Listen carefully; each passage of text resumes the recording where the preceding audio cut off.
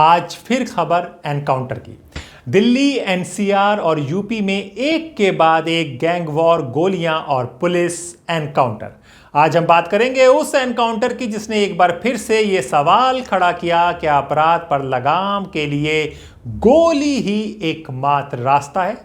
नमस्कार, मेरा नाम हैदराबाद नकवी है और आप लोग मुझको इस वक्त दा स्वतंत्र पर देख रहे हैं। शहर में बीते शुक्रवार को क्राइम ब्रांच और बबिया गैंग के शार्प शूटरों के बीच मुठभेड़ हुई। जी, मुठभेड़ के दौरान 11 राउंड फायरिंग हुई और पुलिस ने दोनों अपराधियों को घायल अवस्था में पकड़ लिया। दोनों को अस्पताल में भर्ती कराया गया। उनके पास से 2 पिस्टल, कारतूस और मोबाइल फोन बरामद किए गए। ये दोनों आरोपी बबिया गैंग के जुड़े बताए जा रहे हैं। एक का नाम राजेश उर्फ निम्मी, दूसरा सुरेश उर्फ गोलू बताया जा रहा है। दोनों के खिलाफ कई गंभीर मामले दर्ज हैं, जैसे हत्या, लूट, रंगदारी और गैंगस्टर एक्ट के तहत। इन दोनों को पुलिस पिछले कई महीनों से ट्रैक कर रही थी। सूत्रों के मुताबिक ये लोग किसी बड़े शख्स की सुपारी लेकर शहर में पहुंचे थे। यह एनकाउंटर दिल्ली से सटे इलाके में हुआ, जहां क्राइम ब्रांच की टीम ने इन दोनों को घेर लिया। कॉल लोकेशन और सीसीटीवी फुटेज की मदद से पुलिस को इनकी मूवमेंट की जानकारी मिली थी। जैसे ही पुलिस ने इन्हें रोकने को कहा, दोनों ने गोलीबारी शुरू कर दी। इसके जवाब में पुलिस ने भी फायर किया। कुल 11 राउंड गोलियां चली। क्राइम ब्रांच की टीम कई दिनों से इनके पीछे थी। एक मुखबिर की सूचना पर टीम ने ट्रैप लगाया। एनकाउंटर में चारों पुलिसकर्मियों ने जवाबी फायरिंग की। गोली लगने के बाद भी दोनों भागने की कोशिश करते रहे, लेकिन पकड़ लिए गए। इसके बाद दोनों को हिरासत में लेकर मेडिकल कराया गया और पूछताछ शुरू हुई। पुलिस अब गैंग के बाकी सदस्यों की तलाश में है। जी हां, क्राइम ब्रांच का दावा है कि यह सेल्फ डिफेंस यानी आत्मरक्षा में हुई कार्रवाई थी। दोनों आरोपी लगातार गोली चला रहे थे और आम लोगों की सुरक्षा खतरे में थी। लेकिन यहां एक बड़ा सवाल उठता है जो लोग उठा रहे हैं, क्या पुलिस को हर बार गोली से ही जवाब देना चाहिए?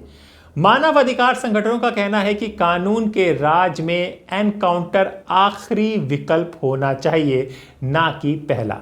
यह एनकाउंटर सिर्फ 2 अपराधियों की गिरफ्तारी नहीं, बल्कि अपराध और न्याय व्यवस्था के बीच चल रही जंग का हिस्सा है। पुलिस का दावा है इससे गैंगस्टर नेटवर्क को झटका लगा। वहीं नागरिक समाज का कहना है न्याय अदालत में होना चाहिए, सड़कों पर नहीं। जी हां, बबिया गैंग के 2 शार्प शूटर अब सलाखों के पीछे हैं, लेकिन सवाल यही है, अपराध पर जीत गोली से होगी या कानून से? चलिए अब हम आपको इतिहास बताते हैं बबिया गैंग का। जी हां, पंजाब, हरियाणा, राजस्थान के कुछ हिस्सों में सक्रिय एक कुख्यात गिरोह के रूप में उभर चुका है।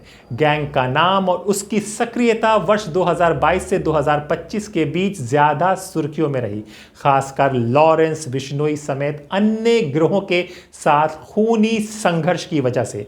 बबिया का नाम और प्रमुख कनेक्शन क्या है, यह भी समझिए। गैंग का नाम देवेंद्र बबिया से जुड़ा दिखता है। सोशल मीडिया पोस्ट और जिम्मेदारी लेने वाले अकाउंट इसी नाम से जुड़े हैं।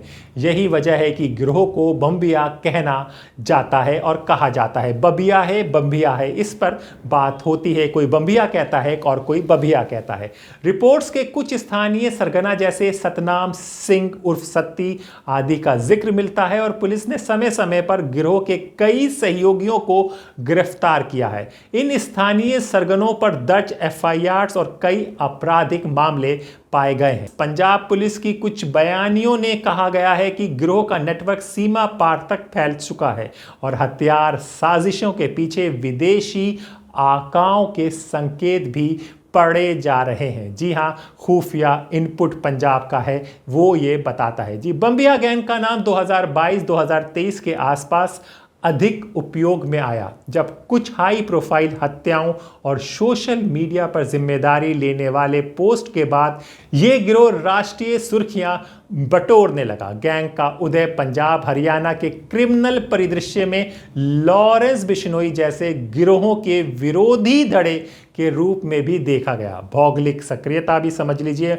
मुख्यतः ये पंजाब, हरियाणा, राजस्थान और पड़ोसी राज्यों के कुछ हिस्से, हाल ही में गुरुग्राम और बरनाला पंजाब में कई बार मुठभेड़ों की खबर आई है इनके साथ। जी हां, ये 2022-2025 के बीच गैंग कई बार सुर्खियों में रहा। 2023 और 2025 में गैंग और उसके सहयोगियों के खिलाफ पुलिस संबंधी सर्च ऑपरेशन और गिरफ्तारी भी बढ़ाई गई।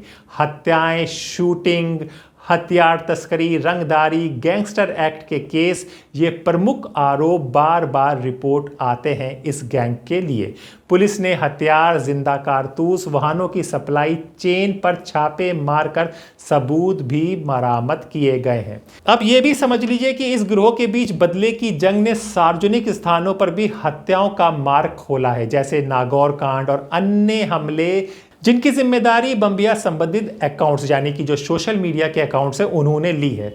पुलिस रिपोर्ट्स के अनुसार गिरोह के पास आधुनिक हथियार तथा सप्लाई लिंक पाए गए हैं जो इसे अधिक खतरनाक बताया जाता है। जी हां, हाल की घटनाएं गुड़गांव की है और पंजाब से भी कार्रवाई हुई है। केस स्टडी जो हमें बताती है, क्राइम ब्रांच ने गोल्फ कोर्स रोड पर गुरुग्राम के इलाके में 2 संदिग्ध बम्बिया गैंग के शूटरों को घेरा। उन्होंने पुलिस पर गोली चलाई। जवाबी कार्रवाई में दोनों घायल हुए और पकड़े गए। पुलिस ने 11 राउंड फायरिंग का जिक्र किया है, 7 राउंड बदमाश की ओर से, 4 राउंड पुलिस की ओर से, और प्रतिबंधित हथियार बरामद किए गए हैं। यह घटना दिखाती है कि बम्बिया के शूटर अब एनसीआर हरियाणा तक सक्रिय हैं। पंजाब बरनाला में भी गिरफ्तारी हुई है। बरनाला भटिंडा इलाके से संयुक्त ऑपरेशन में बम्बिया गिरोह के सहयोगियों के कब्जे में पिस्तौल, कारतूस बरामद हुए थे। पुलिस का दावा है कि यह हथियार बड़े अपराध के लिए सप्लाई किए जा रहे हैं। एक बात और भी सुन लीजिए, बम्बिया गैंग का खूनी टकराव है लॉरेंस बिश्नोई गैंग से और अन्य गिरोह से भी रिपोर्ट पाई गई है। यह गिरोह के बीच प्रतिद्वंद्विता और बदले की जंग का हिस्सा है। यह दुश्मनी ने कई सार्वजनिक हत्याएं और हाई प्रोफाइल हमलों को जन्म दिया है। जी हां, खुफिया इनपुट छापे पड़ते हैं, सीमा पार कनेक्शन पाए गए हैं। पुलिस लगातार नेटवर्क तोड़ने के लिए संयुक्त ऑपरेशन कर रही है। हाली गिरफ्तारी और हथियार बरामदी इसका साक्ष्य है। साथ ही उच्च न्यायालय प्रोसिक्यूशन केस में भी कार्रवाई की जा रही है। अब हम आपको आखिरी में बताएं, बम्बिया गैंग एक उभरती हुई और परखने वाली गिरोह संरचना है जो प्रदेशों के पार हिंसा और हथियार सप्लाई के लिए जानी जाती है। पुलिस ने हाल के महीनों में प्रभावी छापेमारी से कुछ सफलता पाई है, पर गैंग के नेटवर्क को पूरी तरह तोड़ने के लिए अभी भी गहन जांच, अंतर्राज्यीय समन्वय और खुफिया साझेदारी की आवश्यकता है। तो जी हाँ, लगातार हर हफ्ते एक ना एक एनकाउंटर हो जाता है जिसकी खबर आपको दास स्वतंत्र पर बताई जाती है। तो अपने दोस्त हैदराबाद नकवी को इजाज़त दीजिए, फिर होगी मुलाकात ऐसे ही किसी रिपोर्ट के साथ। तब तक के लिए नमस्कार।